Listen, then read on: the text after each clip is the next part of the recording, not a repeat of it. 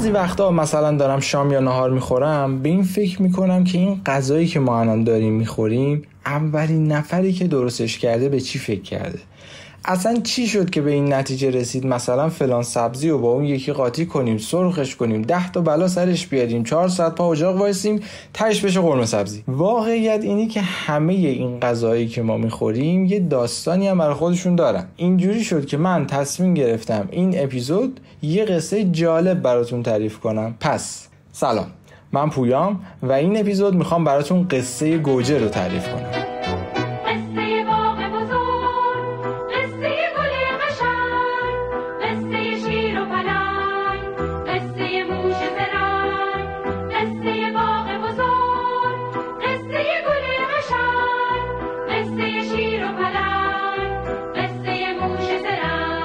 در واقع گوجه فرنگی سال 1261 وارد ایران شد. قبل از اون بیس غذای ما غالبا به خاطر زردچوبه و زعفرون رنگش زرد رنگ بود. داماد ناصرالدین شاه آقای دوست محمد معیرالممالک خیلی به گل و گیاه علاقه داشت. توی اون سال یه سفر رفته بود فرنگ. توی اون فرنگ با گوجه آشنا میشه و بذر گوجه فرنگی رو با دستورالعمل کاشتش میذاره توی پاکت میفرسته ایران. پسرش دوست علی خان که همون نوه ناصرالدین شاه بوده، بذر رو توی حیات باغ فردوس میکاره تا اینکه رشد میکنه. ولی هر کی این گوجه رو میخوره حالت هوا میگیره. حالا میگفتن طبعش سرد و به مذاق تهرانی‌ها نمیخوره. خرافات هم که بیداد میکرد. دیگه بعضیا میگفتن این میوه نحس و جهنمیه. اصلا اون موقع اسمش هم گوجه نبود، بهش میگفتن بادمجون فرنگی. تا اینکه یکی از همین روزا میرزا عزالدوله، اگه اسمش رو اشتباه نگم، که برادر ناصرالدین شاه میشه، داشته توی این باغ قدم میزده که چشش به این گوجه ها میفته. میبینه به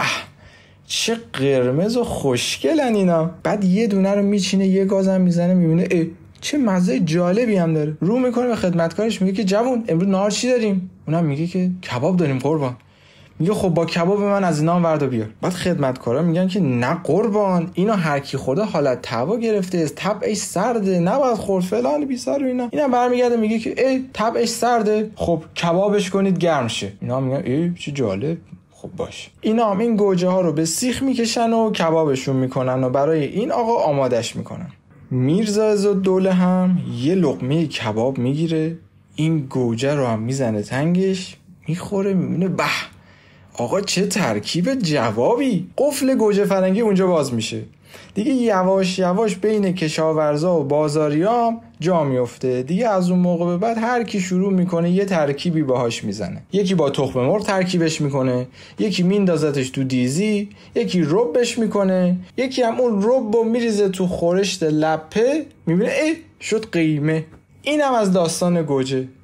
تا یه داستان دیگه گوجه زیاد بخورید. ستاره بود بالا، شکوفه بود پایین، قصه ما تموم شد، قصه ما بود همین.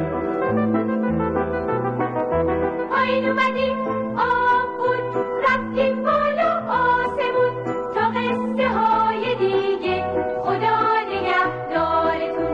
پایین اومدیم آب بود، رفتیم بالا آسمون، تا قصه های دیگه خدا نگهدارتون. خدا نگهدارتون. خدا نگهدارتون.